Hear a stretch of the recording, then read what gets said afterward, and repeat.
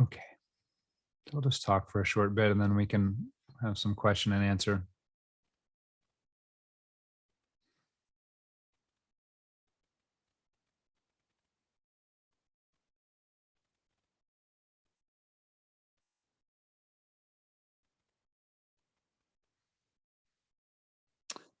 I know I said I was going to talk about play on the email, and but I feel like there's other things going on for people right now. So can we talk about play next week? Will anyone be upset if I switch gears?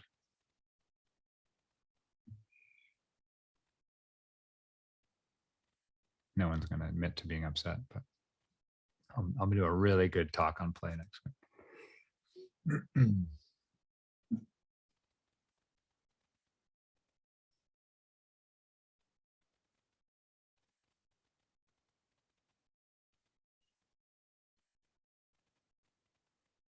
One reason we focus on ground, we literally turn our attention to the ground in our meditation, is because the nervous system really likes regularity. It likes things it can count on, things that it likes a stable environment. It likes to know what's coming. One of the reasons the mind is so active all the time is because it's trying to figure out what's coming, trying to put organization and order into its environment.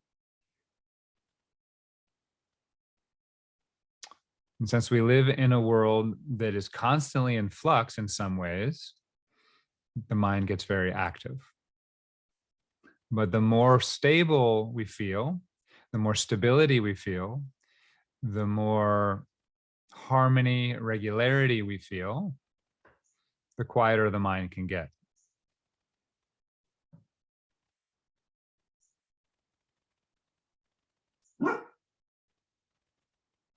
This can lead us to, wanting things to be the same, even if they're not very good.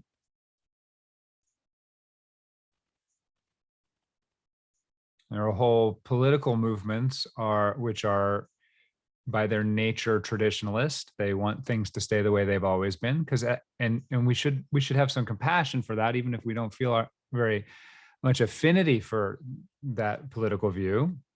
And maybe you do, that's fine too. But we should have compassion for that, because that's what the nervous system wants. It wants things to be the way they are. Wants things to stay the way they are. And once, especially if you had an okay childhood, you really want things to look the way they looked in your childhood.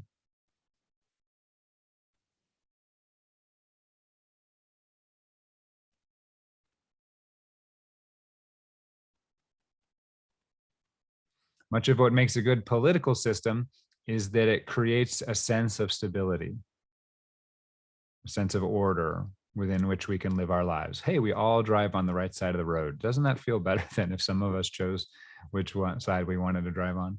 It's not that the right side is better or worse. It's not. It's perfectly good in other countries.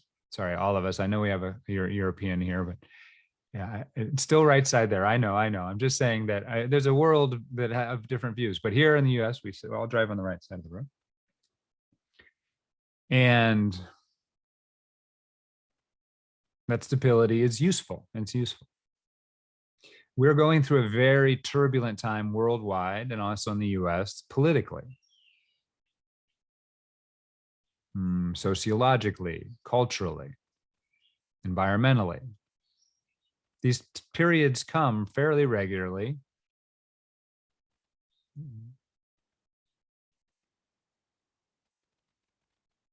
You might think of the 60s or the 40s to the 60s being the last time of really big transformation in the US. And transformation is necessary for progress, but transformation is chaotic.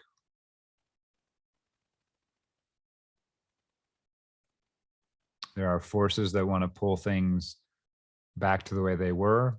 There are forces that want to rush on to what's next.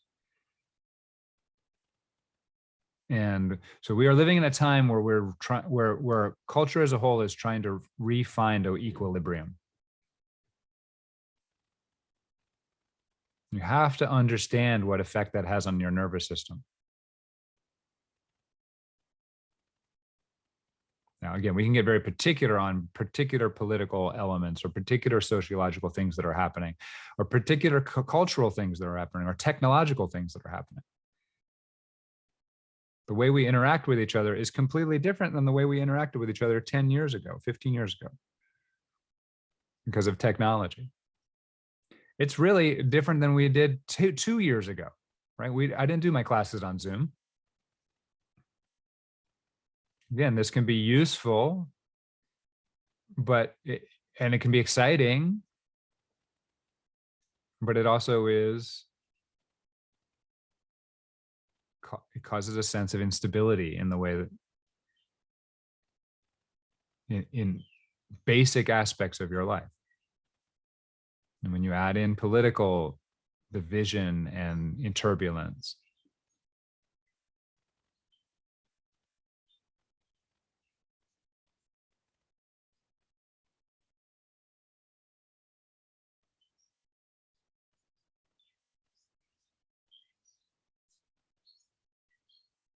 but spiritually, this kind of time is a real opportunity, because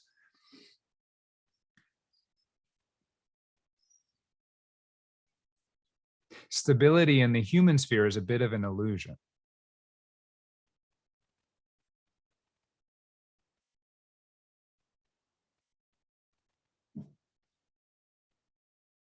It's not that it's wrong to crave it or to create some of it in your life, and we should, and it's an important resource to do so. But fundamentally, it's a bit of an illusion that eventually we will have to encounter. Your body is constantly changing. You're getting older. Basic aspects of your human form will cease to be reliable at some point.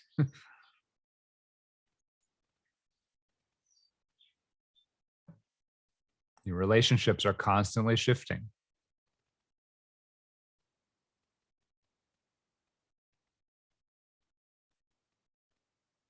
Your material situation is constantly in flux.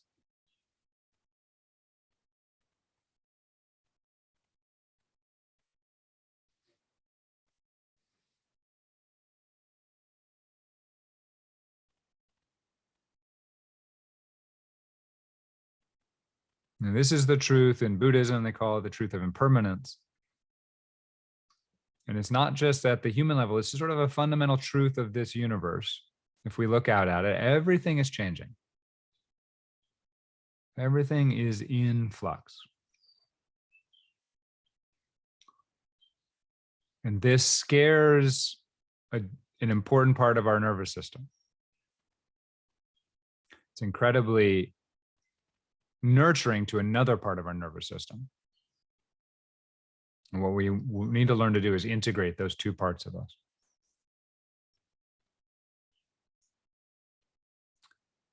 So spiritually, what we want to do is find that stability that is always there.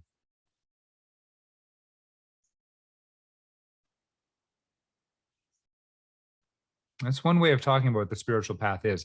It's, Shinzen, one of my teachers, would call it happiness without conditions, to be very literal about it.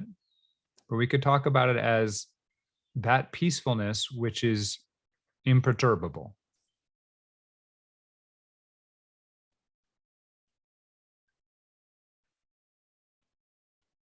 And you have a peaceful center.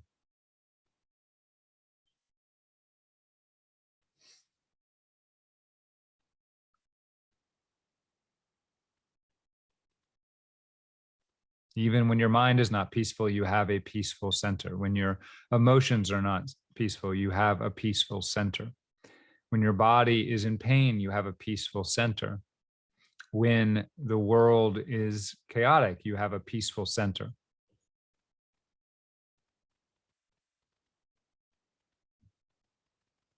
I don't like to assert truths, metaphysical truths about the universe, but I can just say this is my experience and the experience of many, many people that I've worked with, my teachers, my peers, and my students. You can look and you can find, oh, yes, there is a peaceful center to all of this. And it is peaceful through everything.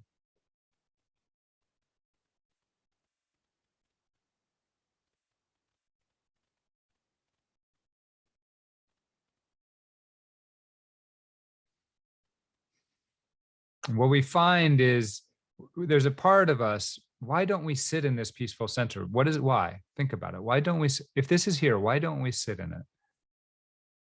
Why don't we reside there? Why don't we operate from there? Or why don't we feel like we operate from there? You probably can all know, you can all just listen to your mind and you'll get the answer pretty quickly. He's telling me there's a peaceful center. Now think about your problems. Think about whatever you're worried about. And he's like, there's a peaceful center, but what is that? How is that going to help me? Like, we got things we got to do. Stuff's got to get fixed. We don't reside in our peaceful center because the mind is not the peaceful center. That's not the mind. And the mind has a different agenda. It's to solve problems.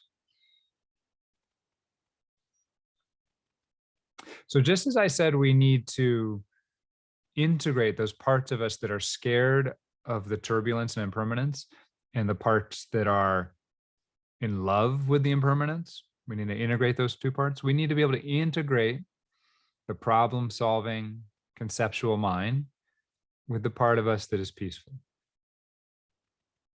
We need to bring them together.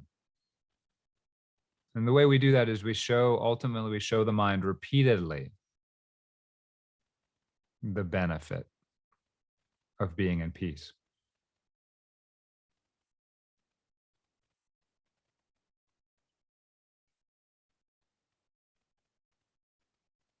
Just as it would be difficult to meditate if you couldn't find a stable seat and you just had to keep shifting, very hard to meditate. Or it'd be impossible to, remembering a time my car ran out of gas and I had to push it, over to the gas station. And it's just impossible if you can't get your feet set on something solid.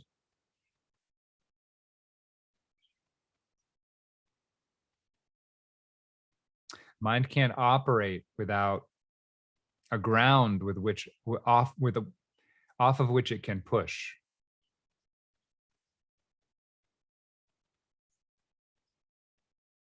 Most of the time, our mind is like, it's like a astronaut or a cat in a 0G like space shuttle, just like it's doing a lot of energy, but it has nothing to push off of. It thinks it's pushing off of stuff because it's doing so much. But when you find that central piece, now you can start moving. And now you can start moving objects and things. You can start moving in the world. In many ways, this ties in with what we've been talking about the last few weeks. One way in this direction is to find your values, to tune into what's most important for you. That moves you closer to the ground and closer to your central piece. If you don't know what you value, if you don't know what you really care about, then you're just flailing around, reacting to immediate circumstances.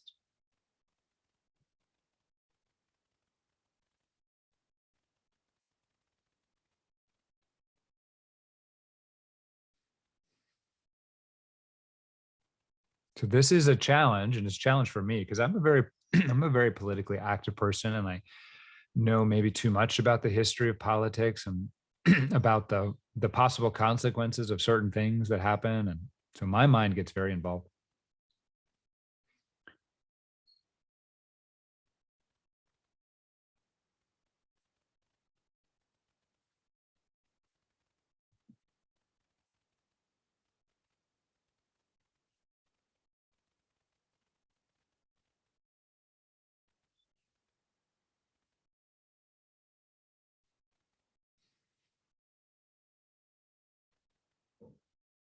But those people who have their ground in peacefulness, their ground in their real values, that what's really important to them, and those real values and what's really important to them is grounded in their peacefulness, in a safety. Since this is who and what I am.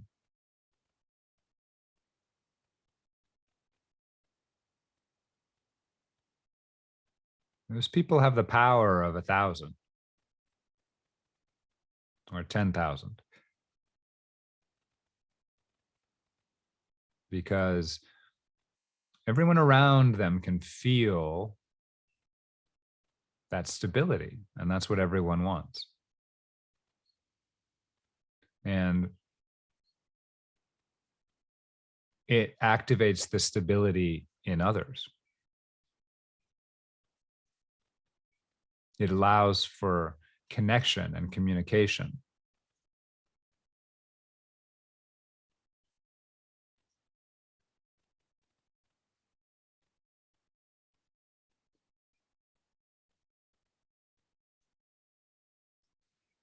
Another way to talk about this peacefulness is as love. And if you're not sort of spiritually minded, this word love can seem so, I don't know, frou-frou or whatever.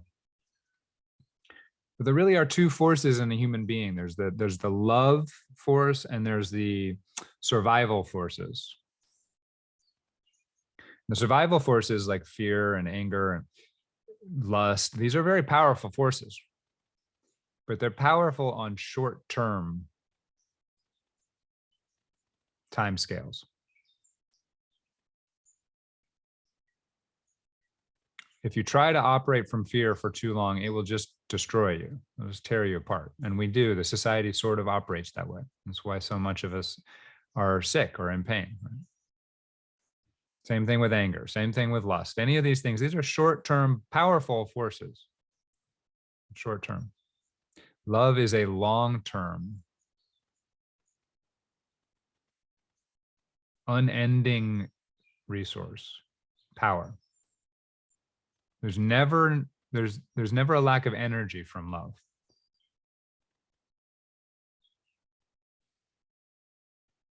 That's what the center of this peacefulness, the center of peace generates, allows through this, the energy of love to come up. And this is why when I say we need to figure out what's important to us, what I'm saying is we need to figure out what we love.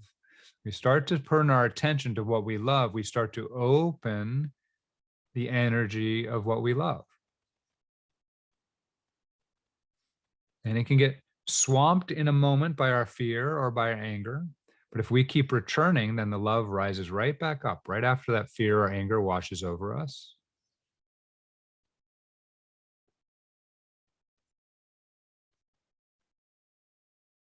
Can we think about the world we want without thinking about the world we want from a place of fear or anger? It's hard. What is the world I want from a place of love? And they relate, of course, because if you love something, you want to take care of it when it's scared. Of course, they relate.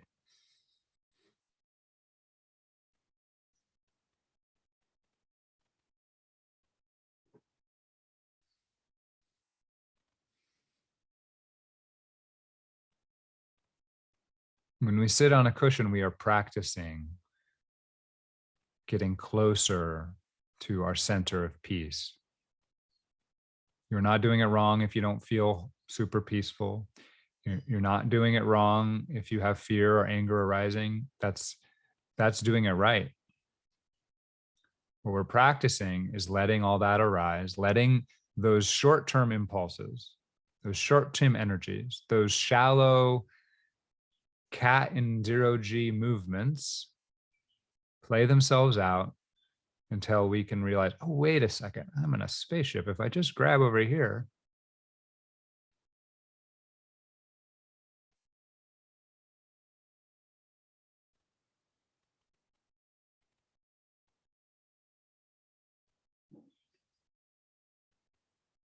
I really do believe that for us to survive, more and more our movements, our political movements, our social movements, our family movements will need to be grounded in this deeper place. Many revolutions, have happened from fear and anger, and that will continue to happen. But fear and anger begets fear and anger from the opposing side, right? It does not. And so you may win a victory, but you'll be waiting for the backlash.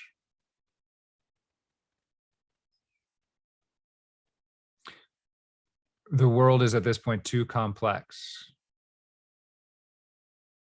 And we are too powerful as human beings to survive paroxysms of anger and fear at the social level for much longer. Does that make sense? If a village 5,000 years ago went a little crazy, then, half the village died and the world was fine. Right? But if the most powerful country on the earth with nuclear weapons and yada, yada, yada goes crazy, there's a lot different consequences. And so it's on us to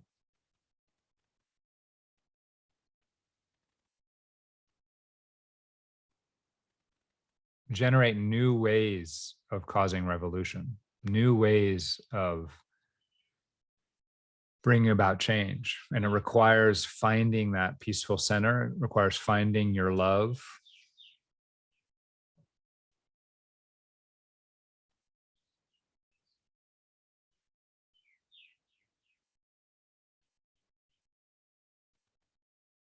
And I really do believe it is more powerful than these other impulses.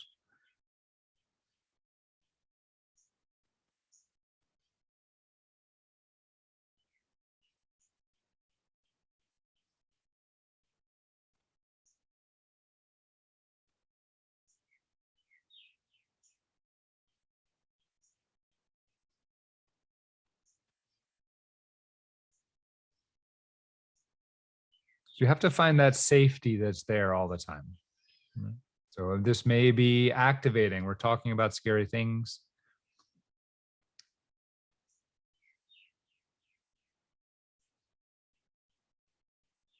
How can we have these conversations while feeling safe? You have to find that safety that's deep inside you.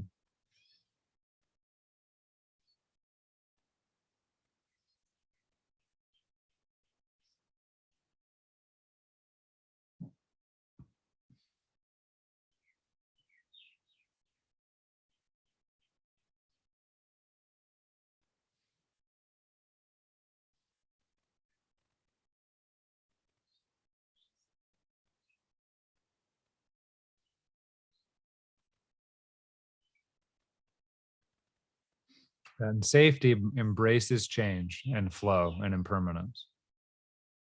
And it can ride that change.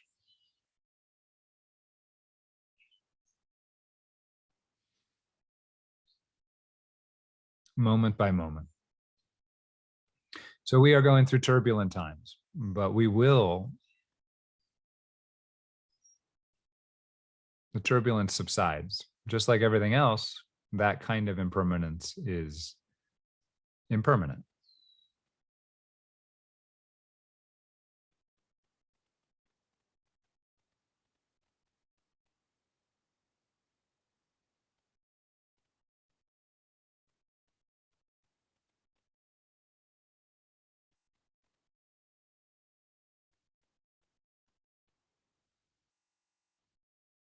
I'll just leave you with maybe an image of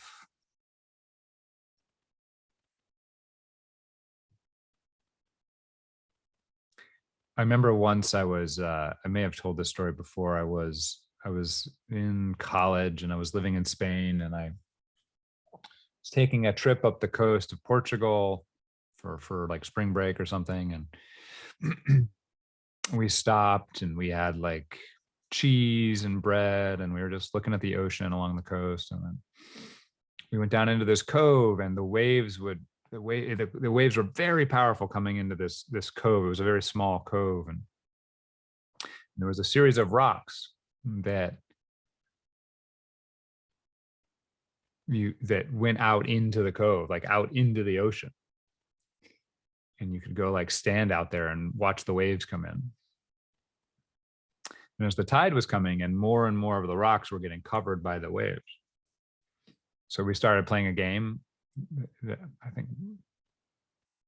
I remember a couple guys being involved. There were some, I don't remember, it was sort of a guys kind of game. Like who can go the farthest out on the rocks, and get back before the waves, hit you and knock you off. And I've always been a little crazy. And so I, of course, went the furthest. I finally got out to the farthest rock and started running back, jumping from rock to rock.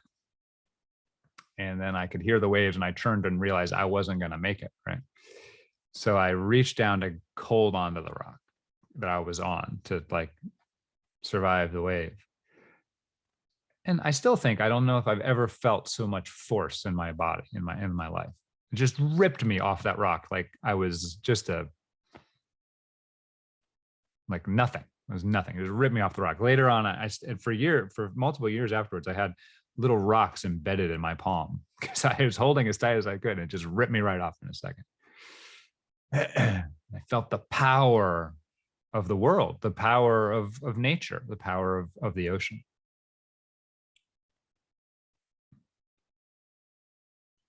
We can't, that's the same thing, the power of social change, the power of 1 billion people, the power of, right? That's a massive power. And then you go out and you stand on a beach and you watch a surfer go out there and just ride right through the tube, this powerful thing, right? This wave is super powerful. It just rides peacefully on all that power, right through the center of it. And so we can come in harmony. We cannot control the universe, but we can come into harmony with it. We cannot control society, but we can come into harmony with the flow of it.